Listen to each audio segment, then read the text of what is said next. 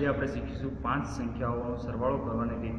એટલે કે જ્યારે સંખ્યા વચ્ચે એટલે કે 36 અને 42 એની વચ્ચે આ 6નો ડિફરન્સ છે, પાછા 42 અને 48 વચ્ચે 6નો તફાવત છે, 48 અને 54 વચ્ચે 6 અને 54 અને 60 વચ્ચે 6। આમ જ્યારે 5 સંખ્યા વચ્ચેનો તફાવત એક સરખો હોય ત્યારે એનો બધી સંખ્યાનો સરવાળો કરીને શોર્ટ રીતે આપણે શીખીશું કેવી રીતે સરવાળો થઈ શકે છે।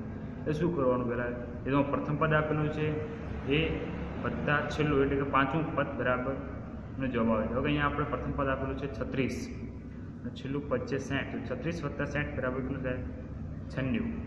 હવે જે જવાબ મળે છે એને આપણે 5 વડે ગુણીશું, કેમ ઉપર 5 સ્ટેપ છે એટલે કેટલા 5 વડે ગુણીશું।